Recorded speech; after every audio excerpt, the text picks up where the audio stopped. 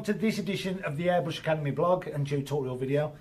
So as promised, this week we want to add in those extra little parts of the other side of the beard and the moustache. And rather than just adding that 10-15 minute video, we thought we'd give something a little bit extra. We were going to leave them out originally, but we're going to add in the sort of the background as well. So we're going to show you how to blend that in. But also going to add in the clothing at the bottom, because if we look at the original reference, it's got that tone of that colouring, so we thought we'd add those in as well. You can see that the sunshine's just coming through the blinds and is interrupt filming it at the minute, so you can see we've already started to add in some of that contrasting colour, but we've had to stop filming for today because of that. So let's get to this video. Let's get to this adding this beard and the clothing and the background, and so you're ready for our next video, which will be out Monday next week, because we just need to film this tomorrow for you, then we'll get it edited over the weekend. So let's get into this, let's get it ready, and let's get this portrait finished.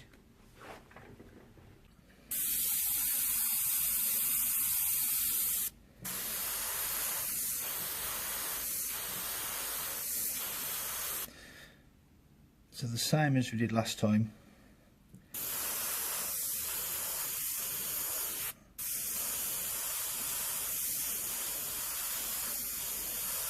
Again, remembering to take note of the shapes.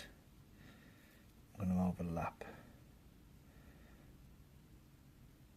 some of these. Give me a bit more.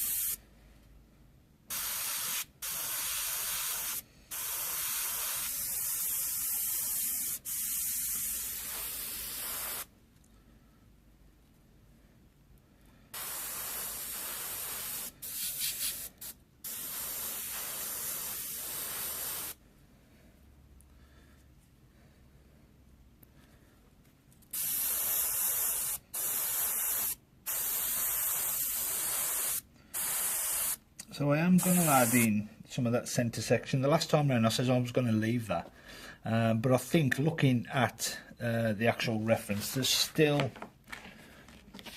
a touch of that colour in there. So if I put the colour down first, so it gives me that same tone, I can use this with the darker colour and mask out that sort of lighter tone first, so it should leave that behind for us. So a little bit of forward planning. And I should be able to get that same effect of what I'm looking for.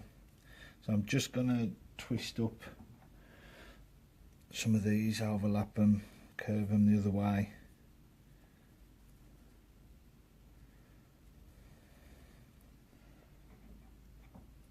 I'm going to try my best to keep my arm out of the way.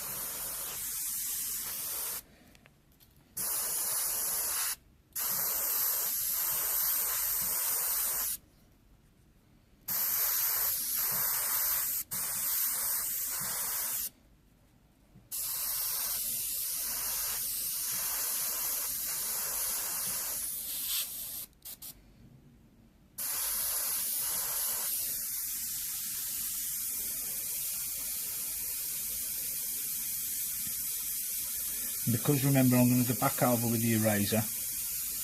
I can just darken the areas, so what I'm looking at is the sort of the darker tone part there. So I'm just dusting that in because I need the paint there, remember, to be able to erase it.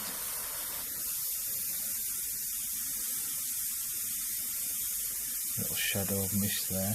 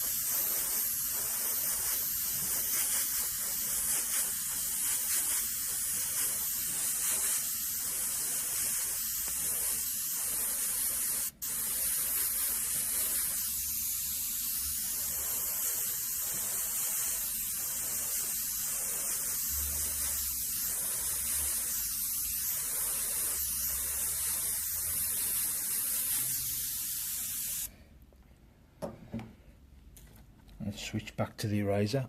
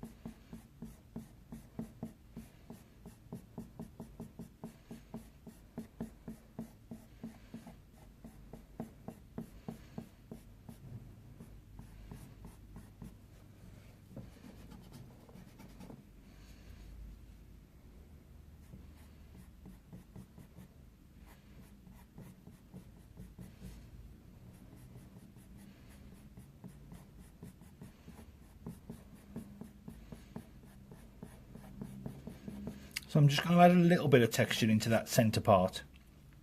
But because we're going to go over with that darker colour, I don't want to take away some of this lighter tone. So I'm just going to add a little bit of texture in there. Just a little bit of that sort of flow.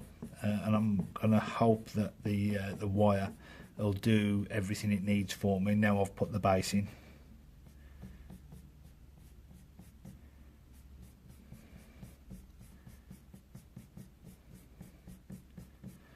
While I'm doing this one, I'm looking at the darker area. These ones that come over into the darker area, that straggle over onto the lip and tend to just hang loose, pretty much the same as some of these around there. I'm not going to add those in until more or less at the last stage. There's no point in adding them in if I've got to paint over them. The synthetic papers and things like that don't like too much blade work. They tend to sort of fur up after 3-4 scrapes over a single area, or sort of the same stroke as such. So I'll leave them till last. I can get a nice clean scrape at the end, so I can keep them nice and sharp. So I'm just going to do the main area, but the bits that come over onto the lip, I'm going to leave those until last.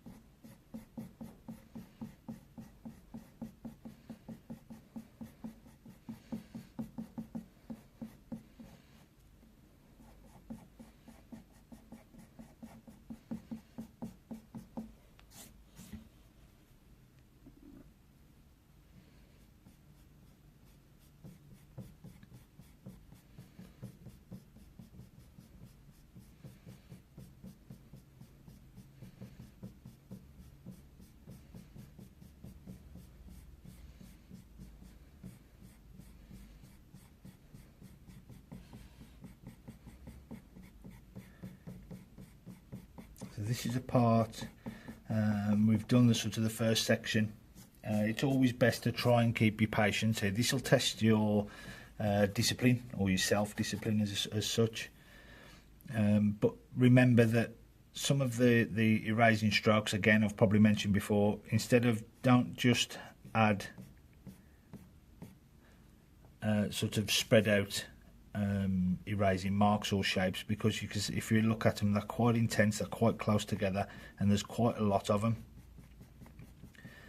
So the more you spend this time keeping patient, keeping your discipline, as if to just remember that this is, I always think of it, this is what it takes to achieve the end result.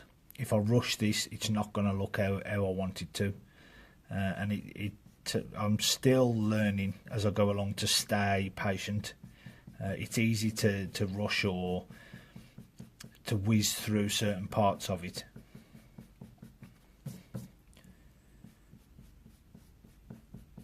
And some days, you know, maybe I don't feel like it too much today, or I have to be on the ball, I have to be in the right frame of mind really sometimes. So even if it isn't working, go and have a cup of tea, cup of coffee, cigarette, or whatever it is that you're due to sort of chill out and relax and come back. Sometimes it's only 20 minutes later, and then boom, I can get on it on the money when I need it.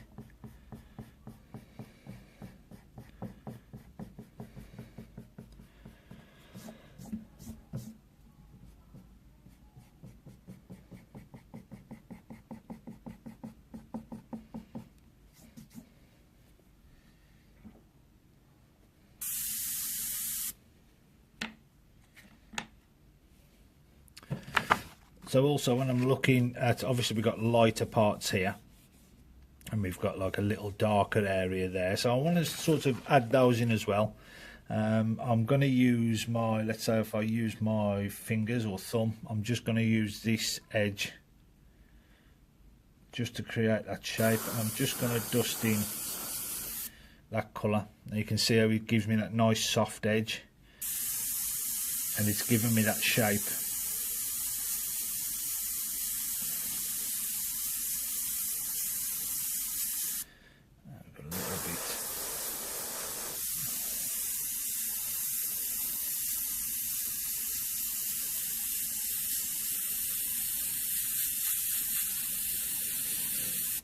So it's quite light over this other side, so I'm not going to do too much, apart from if I look just underneath the moustache and around there. If I look at it in general, I've got this sort of triangular shape, so I want to make sure I've got a little bit of that there as well.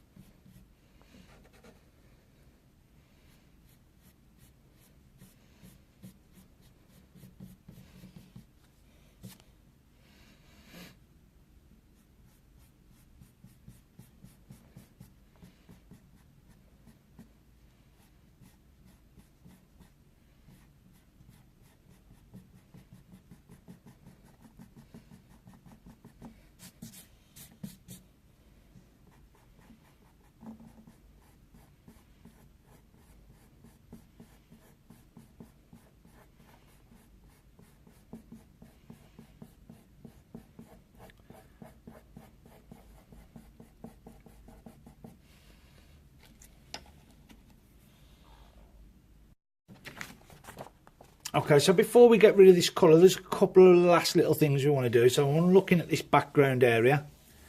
It's obviously sort of got, let's say maybe a vignette or sort of just the darkness around the edge. And it blends in. Obviously you can see it's lighter around there. It might have a lot to do with the contrast as well because of how dark some of the areas are. But I'm going to drift some of that colour in as well. So I want to protect the artwork the best I can. So if I can just use my hand a little bit, I ain't going to be too worried. It's quite dark down these areas, so I ain't going to be too worried about that. But I'm just going to angle the airbrush. So I'm angling the airbrush in this side, so I'm getting the overspray coming this way. So it's basically just your classic blend stroke. And do the same at the top.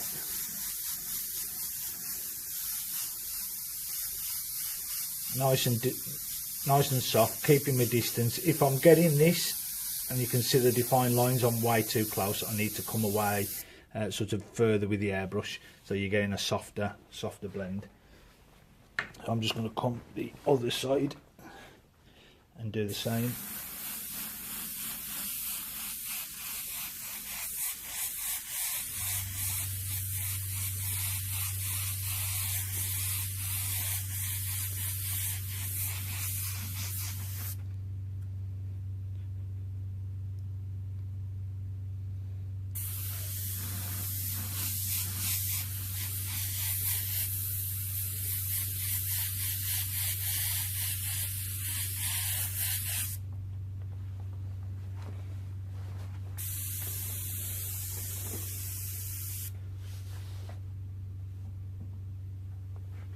Okay, so we're getting really close now. You can see all we're lacking is that contrast. I'm quite pleased with that. I'm quite pleased with the colour, the tone. We've got some good detail in there already, which I always like to do at the first early stages possible. And I think just to finish off, we may as well keep in, I was going to leave this out originally, but we're going to keep it in. We ain't going to put too much of this detail in. But we may as well add some of that little bit of clothing in while we've got that colour.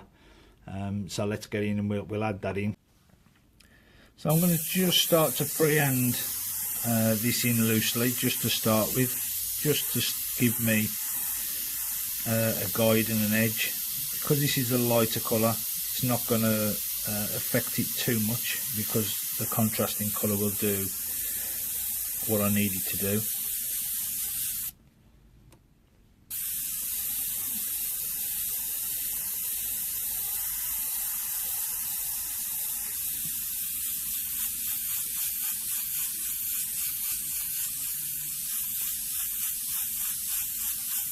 Again, I don't need to worry too much about overspray because of how dark that darker colour will do.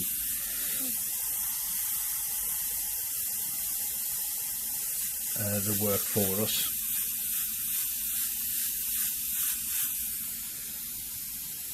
So again, remember to get a nice blend. We angle the airbrush to wherever the blend we need to go.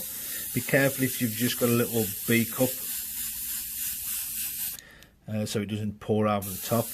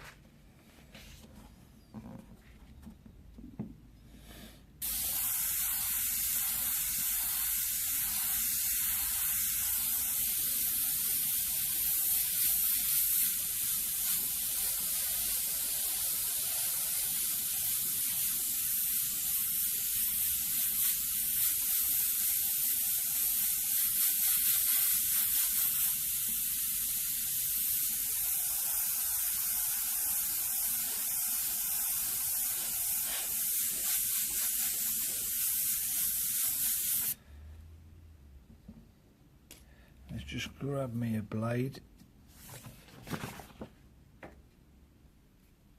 So what I want to look at now at this point is, let's see if we can get a little bit closer. I want to look at these little stitch marks. We've got them sort of both sides, and we've got that sort of line there, these creases. We can add some of those with a darker colour, but what I need to do first, before we add the highlight, I need to add the dark first. So I'm just loosely, with this lighter colour, going to give me a sketch. I'm just going to add some little dots as I go along, the same that side. So now I can see that. I'm just gonna, let's have a look, we've got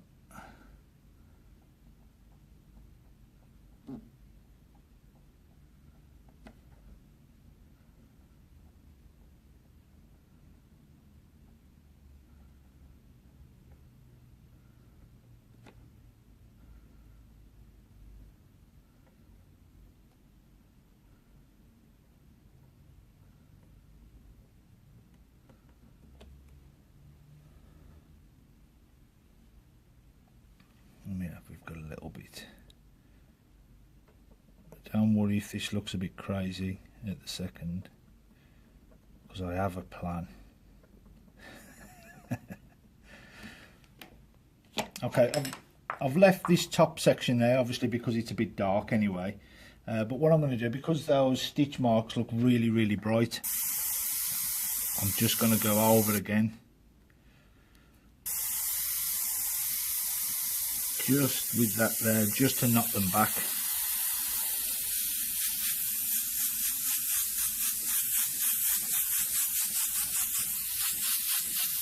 And that will make all the difference when we come to use that darker colour. I'm just going to drift a little bit over onto that tie, because the dark, again, this darker colour is going to do the work I need to do at that point. So we just blocked in the area, all the detail in the tie, we can get into that, but this is done with that colour. We just need to contrast with the darker colour, giving it the shadows, and that'll really, it'll make that look a lot lighter than what it is as well. So let's have a look at the overall thing, and we should now at this point be ready to go for that darker colour. Okay, I'm fairly pleased with that. It looks pretty good. We've got some darks to add now. I wasn't really intending on sort of photorealism or hyperrealism. What I wanted to do was just add as much texture and detail as I could, but do it in a simple way so it's not too taxing. It's reachable for anybody to be able to do it. It's just knowing how. I'm really pleased with this as it is, and as I keep repeating myself, probably sound like a broken record, we are actually ready to go in with that darker colour. So if you can't remember what it was, go back to the first video on how we picked it and how we mixed it.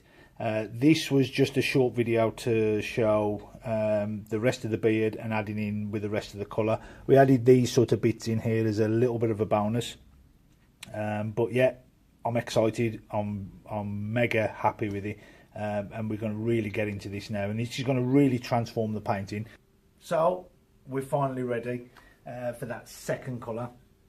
We're going to finish filming that and get it uploaded for you, and as always, I hope it's been of a help, I hope it's been informative, and I hope you've learned something from what we've done. If this is the first video you've seen from us, please consider subscribing, and if not, and if you're already one of our subscribers, thank you so much for your support.